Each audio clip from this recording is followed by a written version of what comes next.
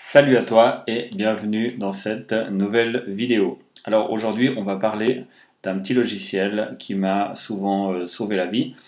C'est un petit logiciel gratuit, ça tourne sur Mac, c'est pour ça qu'on est sur un Mac ici pour faire la démo, et ça s'appelle MPEG Stream Clip. Et en fait ce logiciel va servir justement à faire de la conversion vidéo, il va convertir n'importe quoi, et il va le faire assez vite en plus, c'est ça qui est bien, et je vais te montrer, il y a quelques petites options intéressantes.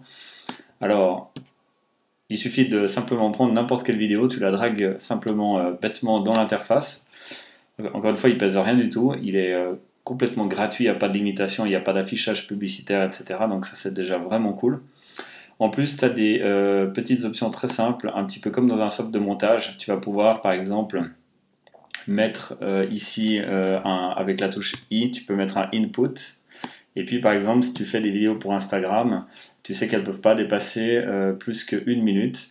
Donc, sauf dans l'IGTV, mais disons sur le fil normal d'actualité. Donc des photos, tu peux faire une minute. Donc tu vas pouvoir comme ça couper une vidéo, la segmenter.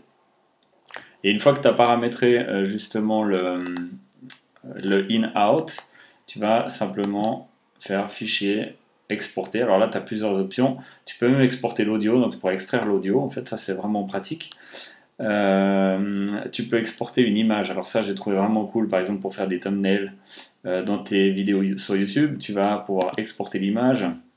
Là, 16:9, tu peux choisir en PNG pour pas perdre de qualité. Si tu dois la rééditer après, par exemple, dans un logiciel de montage comme de montage photo comme Photoshop, et tu pourras sinon mettre JPEG qualité maximale.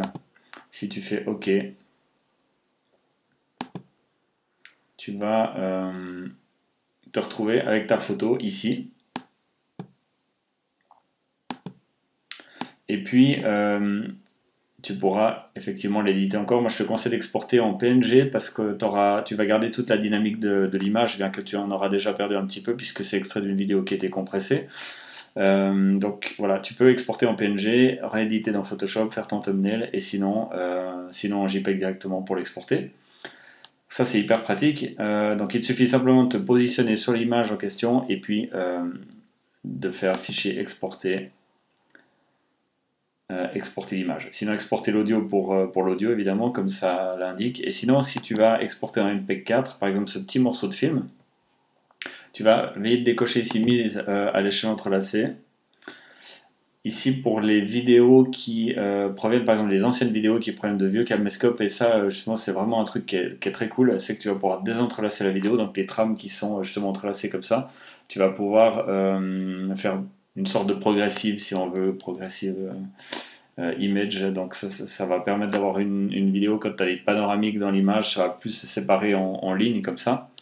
Mais sinon, pour la plupart des vidéos qui sont récentes et tout, ça n'existe plus. D'ailleurs, j'ai beaucoup souffert de ça à l'époque, quand même, faut le savoir. Donc là, il propose de garder en natif 1920 par 1080, mais sinon tu vas pouvoir exporter des plus petites vidéos ou carrément ici personnaliser. Par exemple, tu veux faire 720 par 405, ça va être le format 16:9, mais en plus petit, 720, 1280 par 720, ou Full HD, comme l'original, là tu vois que c'est marqué non mis à l'échelle. Et là, du coup, tu vas pouvoir gérer la qualité aussi. Et tu peux aussi dire que tu veux pas de son, tu veux que de l'image par exemple. Et puis là, tu vas avoir, oh punaise, il y a un super orage. Ici, tu vas pouvoir encore paramétrer le codec. Moi, je te propose de le laisser en standard. Et ensuite, tu vas créer ton MP4. Il va te proposer justement où tu veux le mettre. Et il va avoir la sympathie de pas écraser l'autre. Il te refait un autre fichier justement juste à côté. Voilà. Bon, je voulais pas forcément faire un rendu, mais on voit que ça fonctionne. Je vais l'arrêter là pour pas massacrer toute la vidéo avec justement des choses qui ne servent à rien. Et puis, bah, alors tu as effectivement encore quelques options ici. Alors, tu peux exporter en AVI, en QuickTime. Et puis, tu peux aussi cropper. Une fois par exemple que tu as choisi aussi un format, alors là il y a une petite option pratique, par exemple ici si je fais un plus petit truc pour l'envoyer par email par exemple, et je me dis ok alors ça doit être 480 par 360, hein, admettons, je vais pouvoir faire un aperçu, et du coup je vais voir que le format de l'image n'est pas du tout juste, il est complètement étiré vers le haut comme ça. C'est-à-dire que je me suis trompé ici, donc je vais essayer de le baisser un petit peu. Aperçu. Et là on voit que l'image est carrément écrasée, donc c'est encore pas ça. Donc à moins que tu connaisses les formats par cœur dans la tête, ce que j'aurais trouvé vraiment bien pour les types qui ont programmé ça, ce qui aurait été génial, c'est vraiment de proposer en fait une échelle, un pourcentage de la taille originale. Ça aurait été un petit curseur comme ça en pourcent, un petit peu comme celui-ci pour la qualité, mais qui aurait été en fait pour la taille de l'image, et ça aurait affiché justement la taille d'image correspondance. Tu aurais pu effectivement avoir un curseur qui te permette de te retrouver avec la bonne taille qu'il faut. Toujours en respectant le ratio, ou alors un petit onglet qui permet justement de bloquer le ratio, ce qui fait qu'on aurait eu que ce chiffre-là a changé, et puis on aurait eu le ratio qui était garanti.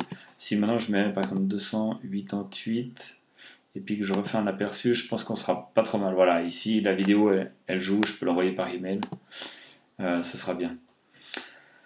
Voilà, il y a quelques petites options aussi pour zoomer dedans, etc., faire une rotation, mais enfin, dans la plupart des cas, c'est vraiment un petit logiciel que j'utilise effectivement pour extraire des petites parties de vidéo, pour Instagram par exemple, ou par exemple pour faire une vidéo plus petite, pour l'envoyer par email, l'envoyer par WeTransfer, comme ça que ça ne prenne pas des plombes, juste pour une validation ou quelque chose comme ça. Et puis sinon, essentiellement, pour convertir la vidéo en entier sans la changer d'échelle, donc la garder un petit peu comme l'original. Mais par exemple, si elle est en QuickTime, la passer en MPEG 4 et puis du coup la rendre compatible avec la plupart des standards qui existent aujourd'hui. Voilà.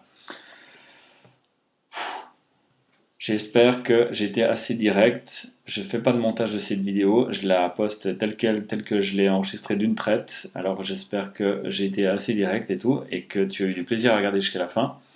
Si tu as aimé la vidéo, bah, c'est sympa de mettre un petit pouce bleu, ça fait toujours super du bien, ça aide la vidéo à se référencer. Et il ne me reste plus qu'à te souhaiter rendez-vous dans la prochaine vidéo. Allez, à bientôt, hein.